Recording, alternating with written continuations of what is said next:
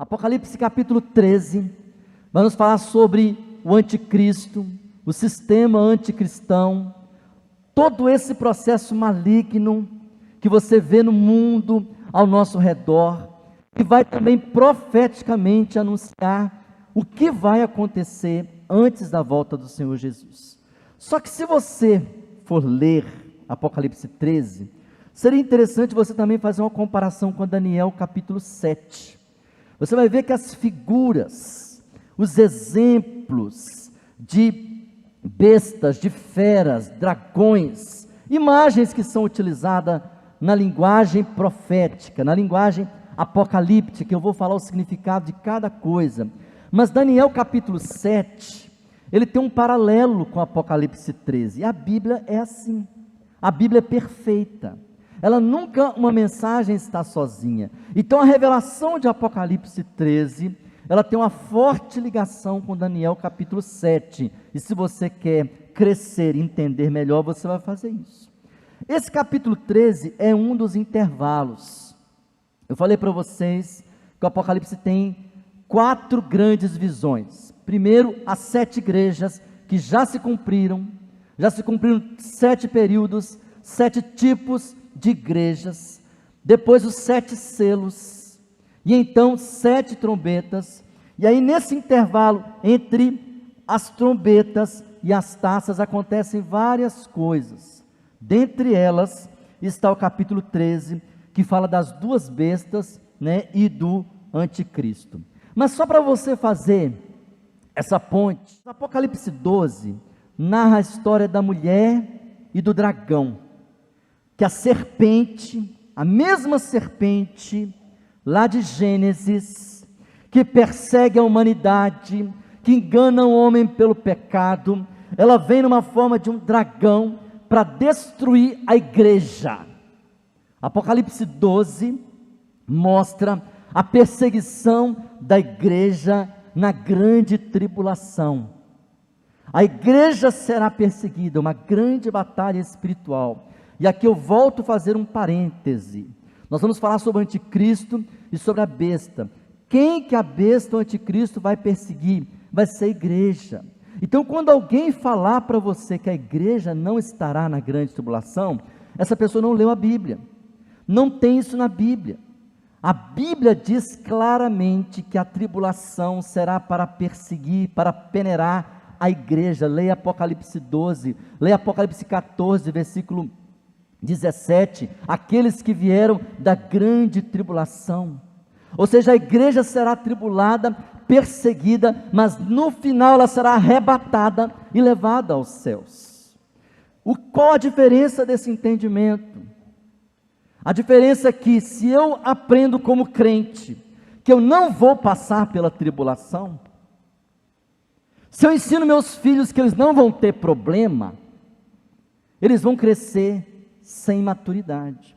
Mas a igreja, quando ela entende que a igreja da última hora, a igreja do arrebatamento, ela vai vencer a besta, o anticristo, o falso profeta, vai ser uma igreja poderosa. Então o capítulo 12 narra claramente a perseguição da igreja. Aí você vai ver alguns personagens que eu preciso que você entenda antes de ler o texto, que nós chamamos de trindade satânica. 3 seres que são ilustrados em Apocalipse 12 e 13 também, lá em Daniel, em outras passagens. O dragão, que é o próprio Satanás, que é a serpente, agora como dragão. Aparece esse dragão tentando destruir a igreja, no capítulo 12, mas Deus salva a igreja, Ele protege a sua igreja. E agora no capítulo 13, mais 2 personagens, que é a besta, chamada de anticristo, aquele que será contra Cristo. Anticristo significa contra Cristo, e um falso profeta que vai tentar imitar Cristo. A trindade satânica é o quê? O diabo é tão sujo que o Deus Pai, Filho e Espírito Santo, ele tenta imitar. E fazendo o quê? O dragão, a besta e o falso profeta, juntos, tentando enganar no último tempo a igreja. Então o dragão é Satanás, a besta, o anticristo, o falso profeta é o enganador, imitando Jesus. Esses 3 personagens você tem que memorizar para que você possa entender a leitura do texto, e isso vai te ajudar muito. Em Apocalipse 13, eu faço um esboço, só para você entender também a leitura antes de ler. Estou te ajudando com esse esboço. Fala de duas bestas. Primeiro, uma besta que vai sair do mar, que é o anticristo. Depois, uma besta que sai da terra, que é o falso profeta. Apocalipse 13, e aí eu vou explicar esses detalhes para vocês. Narra essas duas bestas, uma do mar e outra da terra. Você vai entender o significado disso. O que é uma besta? Essa palavra feia, né? O que é uma besta? É um animal feroz, é um monstro. É um símbolo do poder humano, do poder religioso, do homem tentando tomar o lugar de Deus. Essas bestas que aparecem a descrição em Apocalipse, Daniel, em outros textos, quando fala que tem chifre, no reino animal, o chifre se representa poder. O animal que tem um chifre maior é o que manda no grupo. Então, o chifre representa poder nesse contexto bíblico. Cabeça são líderes, são pessoas, são reis, dominadores. As coroas são reinos, lugares onde serão dominados, impérios. E isso tudo tem o significado da tirania e da maldade. Você vai perceber que cada dia aumenta a maldade no meio do mundo, nos países. Quantas coisas têm acontecido. Então, quando o texto fala que surgiu uma besta, um monstro, está falando desse perigo que é o homem tentar dominar o mundo. E é o que nós temos visto muito aí. Mas naquele tempo, queridos, quando ele fala de terra e mar, eu quero que você imagine a geografia deles. Eles estavam ali, do lado ali da África. E aí quando eles falam da terra, é quando é alguém daquele lado ali.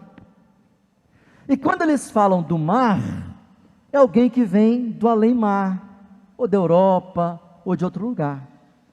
Então, na mentalidade do autor, João, a besta que vem da terra, vem da região dele ali.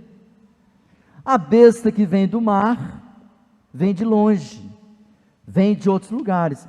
E aí, para você entender melhor a compreensão dessa ilustração, você vai entender comigo, também aí nesse mapa, onde está Israel, e ali tinham os dominadores.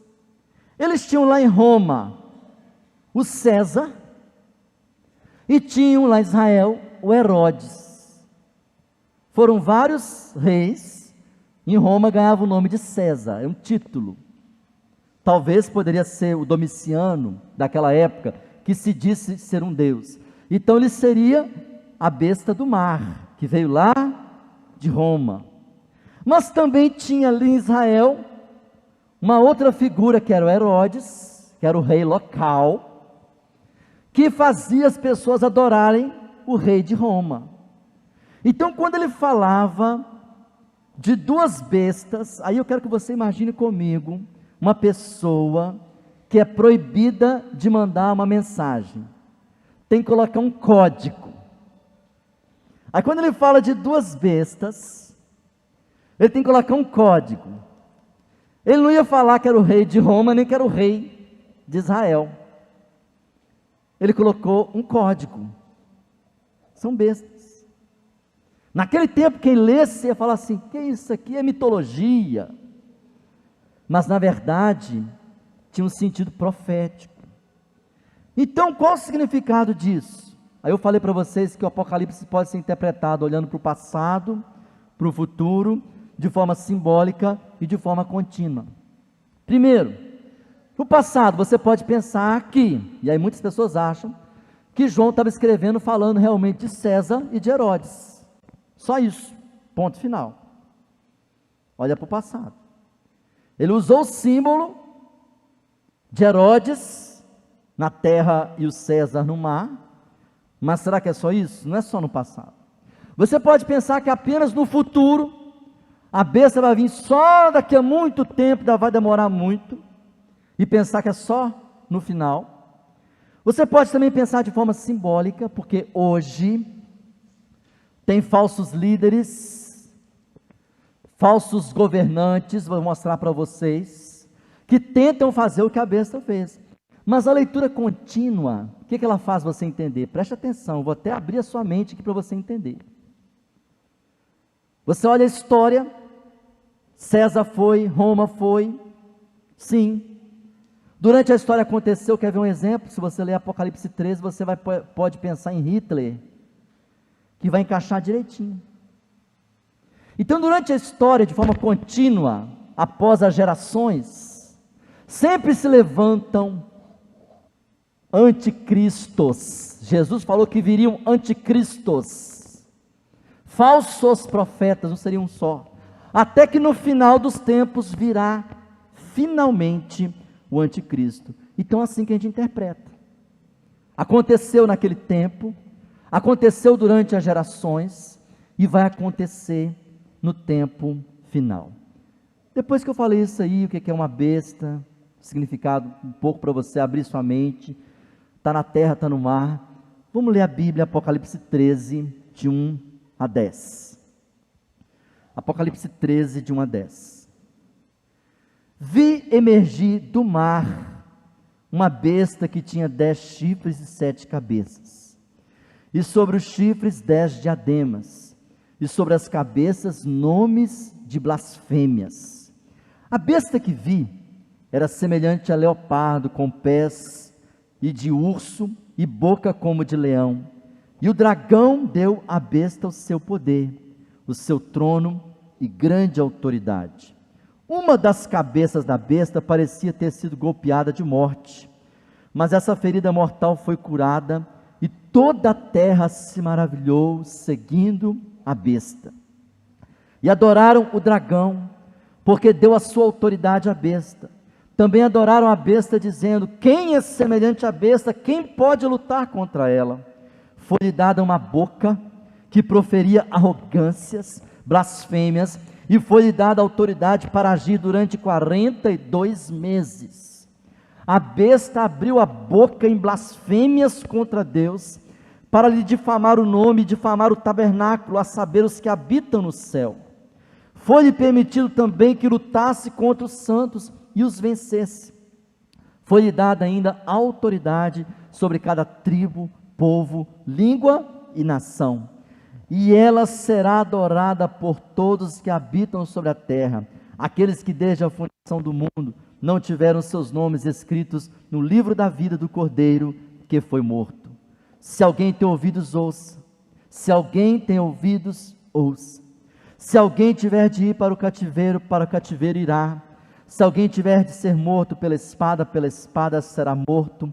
Aqui está a perseverança e a fidelidade dos santos.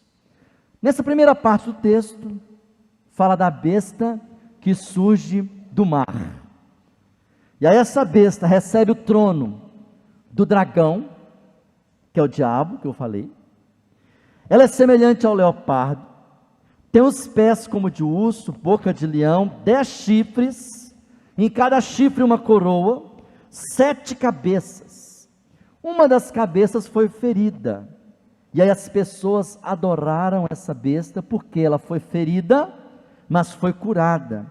E aí começaram a adorar o dragão, adorar o diabo, e ela começou a falar blasfêmias. O que é blasfêmia? É falar contra Deus. E aí começou a lutar contra a igreja, contra os santos. Está aí mais uma vez, lutando contra os santos. Os santos é quem? É a igreja. Lutando contra a igreja, por 42 meses.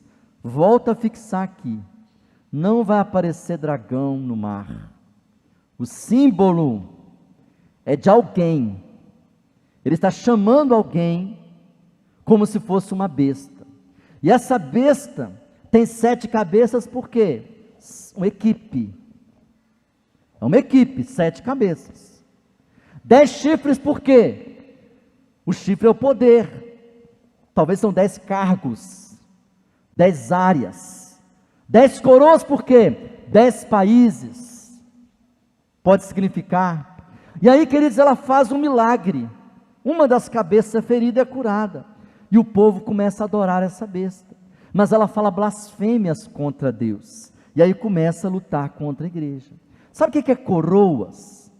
Aqui eu vou fazer uma leitura histórica para vocês, vou trazer vocês para o presente. As 7 cabeças, 10 chifres e coroas. Aí eu vou fazer uma lista, por exemplo, de 7 impérios que dominaram o mundo na história: o Egito, a Síria, Babilônia, Média Pérsia, Grécia e Roma. De Roma para cá, e aí Roma teve várias ramificações. Os outros modelos de impérios que existem hoje seguem o modelo romano. Mas suponhamos que o texto aqui estivesse falando para aquela época, 7 cabeças. Está falando daqueles 7 impérios que o homem tentou. Preste atenção no que eu estou explicando aqui. Qual que é a guerra? A guerra é o homem tentando dominar o mundo. O homem tentando dominar a igreja, o povo de Deus. E aí o Senhor fala: não, o único que pode dominar é Deus. Então o homem foi tentando dominar o mundo, e vem tentando. E aí eu vou trazer você para entender hoje, grupos de nações. Existem esses grupos: a ONU, o G7, G20, União Europeia, BRICS, Mercosul. Não existem esses grupos que reúnem os presidentes, reis? Isso tudo é o que? Um ensaio. Porque são quantas cabeças? Por exemplo, o G7, são 7 cabeças, 7 líderes, e aí vão se reunindo. Quando se reúnem as nações, aqui eu estou apenas ilustrando, alguém vai querer ser o rei de todas as nações. Então isso tudo que nós estamos vendo é um ensaio.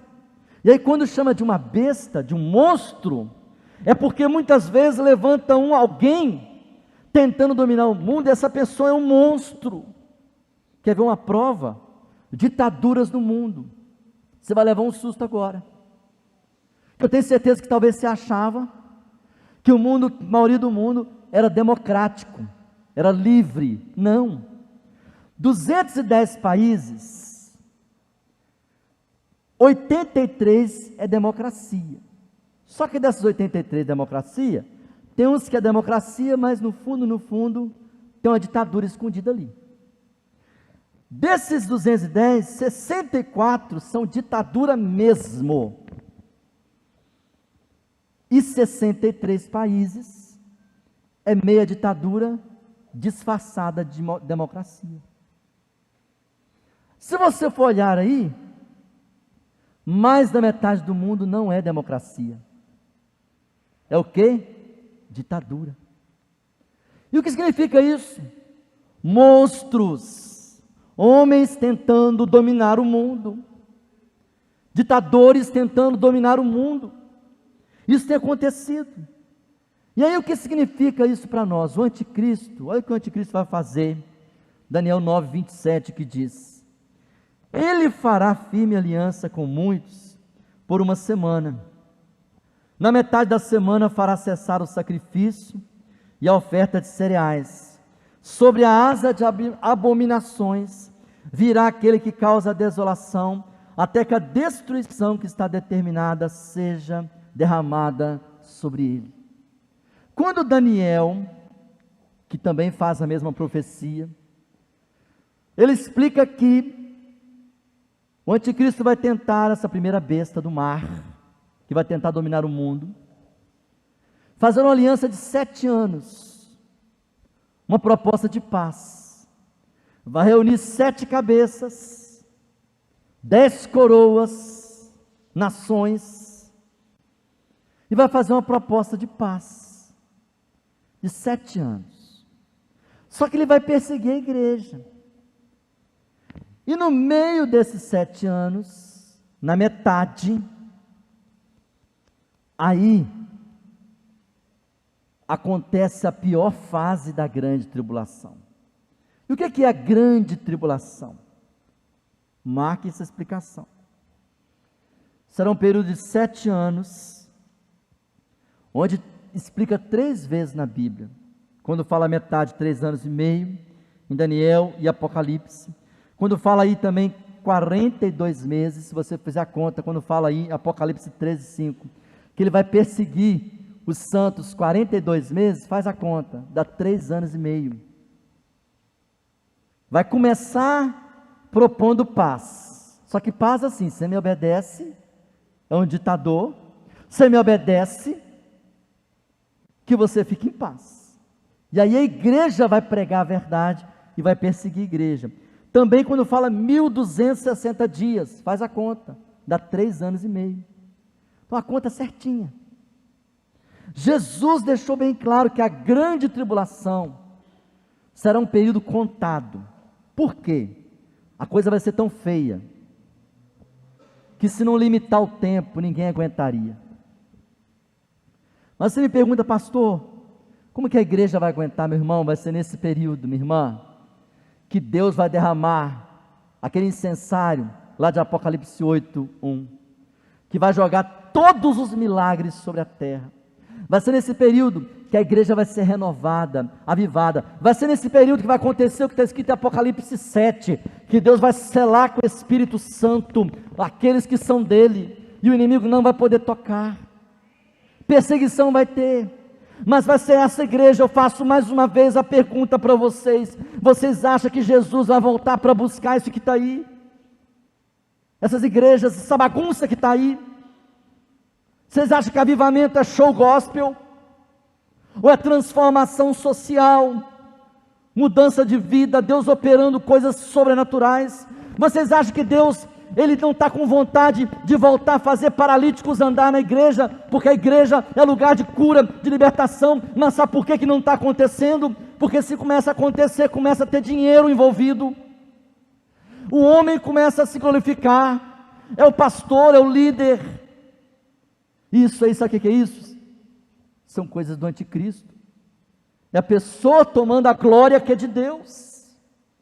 Então a grande tribulação, essa proposta de 7 anos de paz que o anticristo vai tentar dominar sobre as nações, mas a máscara dele vai cair na metade, e ele vai perseguir a igreja. Mas como então será o anticristo? Vou falar aqui para você. Quando ele virá, o seu espírito já está no mundo. O espírito dele já está no mundo. Por isso que de tempo em tempo aparece um anticristo. Ou existem esses líderes em outros lugares que fazem como o anticristo. Ele vai vir antes da volta de Jesus. As suas obras vão ser incentivar o pecado, ser maligno. Ele vai usar algumas estratégias, que ele vai ser um governante, e ele agirá por meio do engano. Então o anticristo claramente será um político, ok? Claramente. As suas doutrinas, ele nega que Jesus veio em carne, que ele ressuscitou de verdade, e ele se colocará como Deus, e vai proibir as pessoas adorar outra pessoa. Então ele vai fazer isso, ele vai querer que ele seja o Deus. E qual que é o propósito do anticristo? Preste atenção, igreja. Primeiro propósito do anticristo: adoração. Ele quer ser adorado. Sabe qual que é a raiva do diabo? Ele viu os anjos cantando para Deus e queria que cantasse para ele. Sabe o que o diabo quer da igreja? Que igreja vira clube, que igreja vira lugar de passear, que você vem na igreja só o dia que você está escalado, que você vem na igreja só tiver alguma coisa para você fazer, só se tiver um evento, que você não vem aqui para adorar a Deus. Ele quer isso, o diabo quer adoração. Ele quer impedir a adoração da igreja, por isso acontece tanta distração, tanta coisa para impedir a igreja de adorar a Ele. Ele quer roubar a nossa adoração para Deus, ele quer a glória de Deus. Ele também quer blasfemar. Sabe qual é o sonho do diabo? É ver crentes blasfemando. A Bíblia diz em Marcos 12:31 que o único pecado que não tem perdão é a blasfêmia contra o Espírito Santo. Por quê? Porque o Espírito Santo é que convence o homem do pecado. E se a pessoa abandona o Espírito Santo, ela maldiz o Espírito Santo, ela não aceita mais o Espírito Santo agir na sua vida. Então o diabo blasfema, e muitas pessoas têm blasfemado, fingindo revelação, fazendo falsas profecias, tem blasfemado, tomando a glória de Deus. Quantos homens, igrejas que botam o retrato do pastor na porta, do dono da igreja na porta, homens que são donos de igreja, e a perseguição. O anticristo vai fazer isso, ele quer adoração, ele quer blasfemar, e ele quer perseguir a igreja. Pergunto mais uma vez, quem que o anticristo vai perseguir? A igreja. Ele vai perseguir os dele? Não. Então quando dizem que a igreja não estará, não é isso, a igreja vencerá o anticristo, mas ele terá uma limitação. Qual a limitação do anticristo? O tempo. Você vai ter 3 anos e meio, 42 meses, ou 1260 dias. Durante aquele período ele vai perseguir, vai usar a boca suja dele para blasfemar, para poder enganar, e o alvo dele, o terreno dele vai ser o mundo. Por quê? Aquela que tiver a marca do Espírito Santo, não poderá ser marcado, porque o Espírito Santo vai estar na sua vida e você não vai ser enganado, amém? Glória a Deus, você não será enganado, se o Espírito Santo está na sua vida. Vamos terminar a leitura do texto, Apocalipse 13, 11 a 18. Vi ainda outra besta emergir da terra, tinha 2 chifres, parecendo cordeiro, mas falava como dragão. Ela exerce toda a autoridade da primeira besta na sua presença e faz com que a terra e os seus habitantes adorem a primeira besta, cuja ferida mortal havia sido curada. Também opera grandes sinais, de maneira que até faz descer fogo do céu sobre a terra diante de todas as pessoas. Seduz aqueles que habitam sobre a terra por causa dos sinais que lhe foi prometido realizar diante da besta, dizendo aos que habitam sobre a terra que façam uma imagem à besta, aquela que foi ferida à espada e sobreviveu. E lhe foi concedido poder de dar vida à imagem da besta, para que também a imagem da besta falasse e fizesse morrer todos que não adorassem a imagem da besta.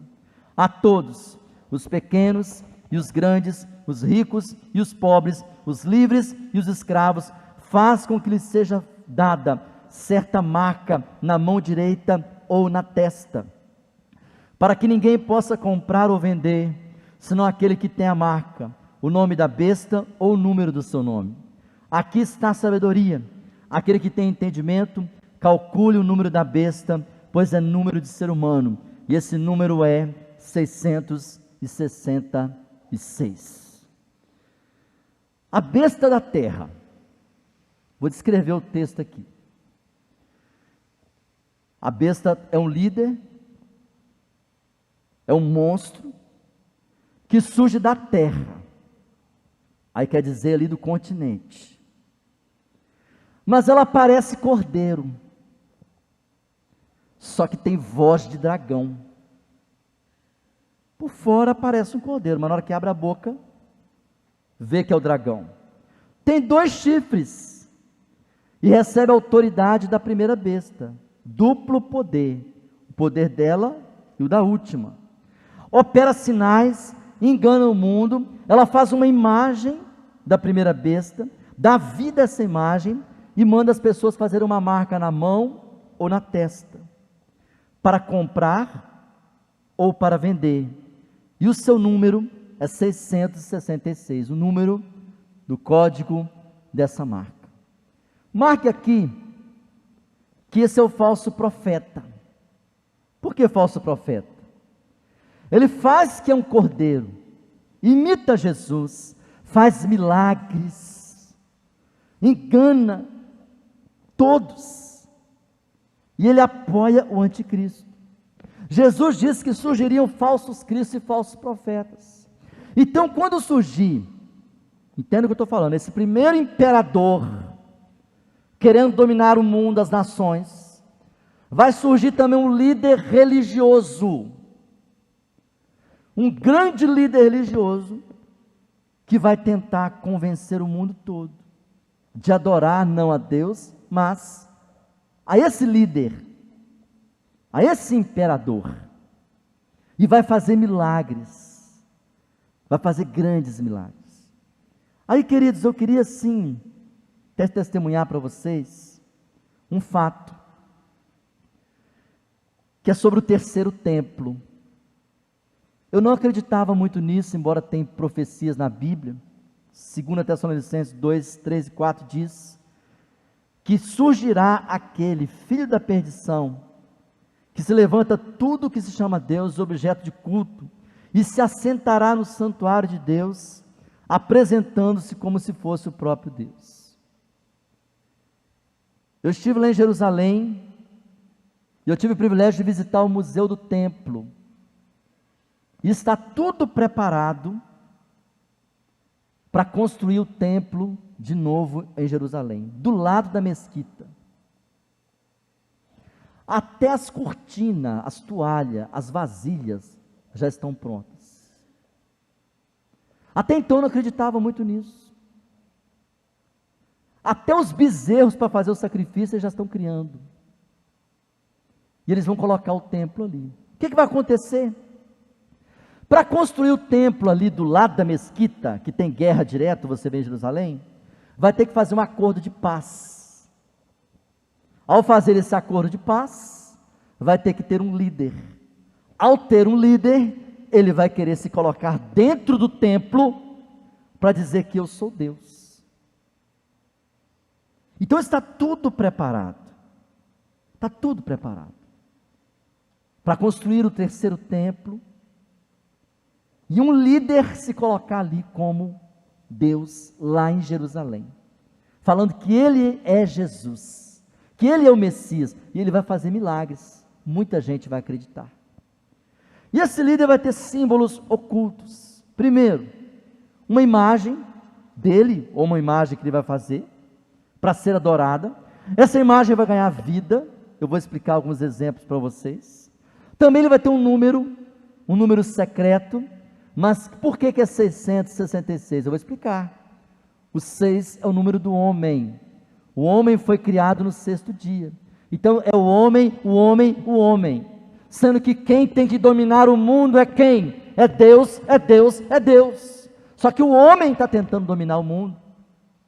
Esse é o sentido da mensagem. E ele também vai fazer uma marca. Vai tentar marcar quem? Aqueles que não têm a marca de Cristo. A marca do Espírito Santo. O que é a imagem da besta? Queridos, eu quero só chamar a atenção para uma coisa. A tecnologia nos seduz. A gente gosta de ver telões, não gosta? Agora tem holograma, que a pessoa aparece, uma imagem como se fosse de verdade. Você fica o dia inteiro com uma tela, uma imagem viva na sua mão. Ela anda e ela fala, não fala ou não anda? Anda, ué. A imagem anda, a pessoa estava lá no outro lugar e vem para cá. A imagem anda. A imagem fala. O que eu estou querendo dizer? Pastor, a imagem da besta é o celular, é a televisão, o cinema? Não. Eu estou dizendo que isso tudo é uma preparação. Você gosta de imagens. O homem gosta de imagens e isso está sendo preparado. E o número da besta? Aí você segura para você não cair para trás. É o número de homem. O 6 é o sexto dia que o homem foi criado. É um código na mão, físico, na testa, memória, e é um número comercial. Aí eu vou te falar. Eu e você estamos acostumados a lidar com um monte de número. Você tem CPF? Você tem RG? Você tem CNPJ se você tiver uma empresa? Você tem cartão? Você tem Pix? Olha como que a gente está sendo treinado para lidar com o número. Quando você chega num banco, num lugar, eles não querem saber como é que é o nome da senhora, Dona Maria, Sr. João? Não. Qual o seu número? O número. O número. É número. Os números tomando conta das pessoas. O que eu estou querendo dizer com isso? É uma preparação. Pergunto ainda para te espantar mais ainda, para ver se não está tudo pronto. Você consegue comprar uma casa se você não tiver CPF? Aposenta se não tiver CPF? Saca dinheiro no banco se não tiver CPF? Sim ou não? Sim ou não, igreja? Não. Você tem que ter um número ou não tem? Para comprar, para vender, tem que ter um número? Tem que ter um número. Ah, pastor, então eu vou jogar fora meu CPF. Não é isso que estou falando, pelo amor de Deus. Estou dizendo que é uma preparação. Quando que vai ser a marca da besta? Quando ele se declarar, quando ele criar a imagem, qualquer imagem, que a gente já é encantado com imagens, a tecnologia vai se inovando cada vez mais, e vai surgir imagens, coisas novas, e você ficar ali maravilhado com aquela imagem, e aí você tiver que adorar a besta. Esse número estará ligado à adoração, ok? Só que nós vamos ter que lutar. Se você tiver que perder o seu salário, a sua casa, pela fé. Que igreja é essa, gente, que nós vivemos no nosso século, hein? Que não sabe o que é isso. Nós aprendemos que a gente não vai ter tribulação, sendo que nós temos que aprender a enfrentar a tribulação e a sobreviver à tribulação, porque se isso acontecer, você vai ter que enfrentar, e nós vamos vencer. Nós vamos vencer.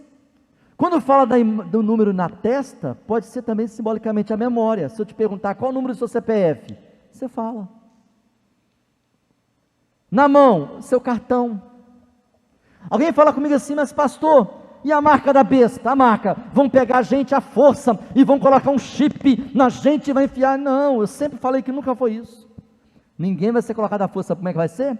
As pessoas vão lá, doidas lá, querendo fazer seu número. Eu quero, eu quero, eu quero. Vou te fazer mais um espanto ainda. Quando surgiu o código de barras, disseram que tinha ali o 666. Pode ter um código oculto ali mesmo. Depois falaram do chip. Agora vem uma coisa mais fácil ainda, que é o QR Code. Se eu fizer um QR Code e colocar aqui um códigozinho, tatuar, carimbar, pronto, é meu código. Então, queridos, eu estou explicando isso por quê? A tecnologia está toda pronta e ninguém vai ser obrigado, não. Agora eu vou te espantar mais ainda. Você carrega um chip o dia inteiro. Está aí, ó, no seu celular. Eu recebo, eu exijo do Google, eu coloquei lá nas minhas configurações, vai lá Google Maps, faça isso. Entra lá, timeline, e recebe mensalmente a sua timeline, onde é que você andou. Aí chega no último dia do mês, onde você andou, tal hora estava ali, parece um mapa, onde você andou. Sabe por quê? Você é rastreado o dia inteiro. Tem um chip, e ninguém te obrigou você a pegar esse chip, não, obrigaram? Pelo contrário, ninguém mais vive sem celular.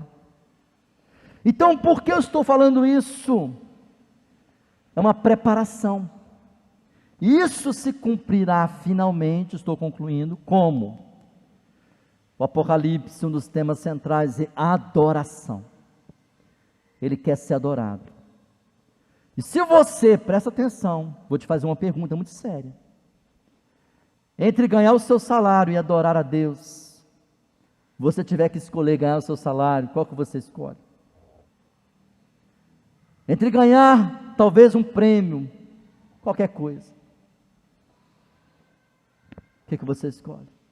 Se você tiver que perder o seu emprego por causa de uma mentira, qual que você vai escolher? Você vai falar uma mentira para agradar, ou você vai manter o seu emprego? Lembra o Daniel na cova dos leões? Ele preferiu cair na cova do que adorar. Os amigos dele preferiram cair no fogo do que adorar uma imagem. É isso que Deus faz com quem adorar a Ele. E o selo do Espírito Santo estará na sua vida. Preste atenção. O selo do Espírito Santo estará na sua vida. Não vai marcar você. Se você tiver a marca do Espírito Santo, você não vai ser enganado. Termino. As duas bestas. O anticristo. A besta do mar. Ele é um líder político. Essas duas bestas. Um líder político e o falso profeta. É um líder religioso. Escuta o que eu estou falando. Esse aumento de ditaduras, do homem querendo dominar, homem, meia, tirando a adoração de Deus, essa mistura de religião com política, que cada vez é maior.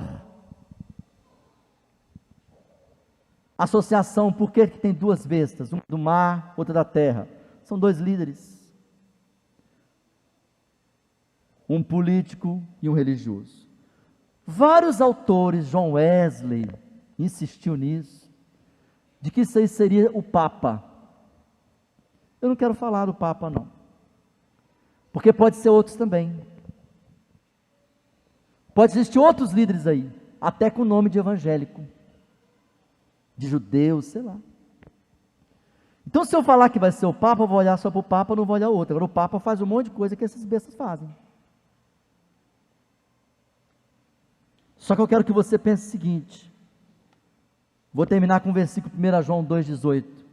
Olha o que diz a palavra de Deus. 1 João 2,18.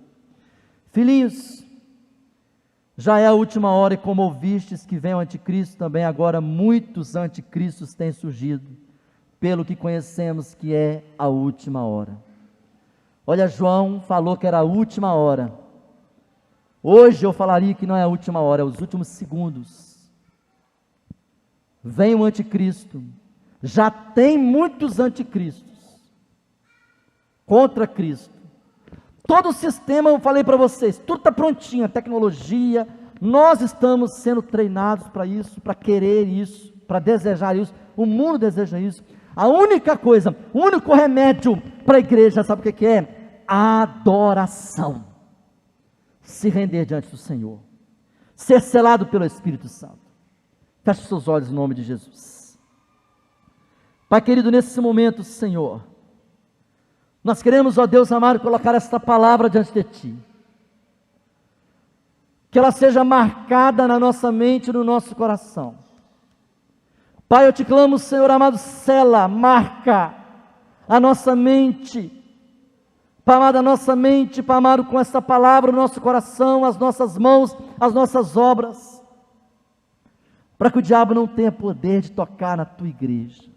E prepara a tua igreja para o arrebatamento, para vencer a tribulação, para vencer as lutas. Prepara uma igreja, Pai fiel, uma igreja adoradora, que não adora o homem, não adora, Pai amado, a si mesmo, Pai amado, mas uma igreja comprometida, preparada para subir para o céu.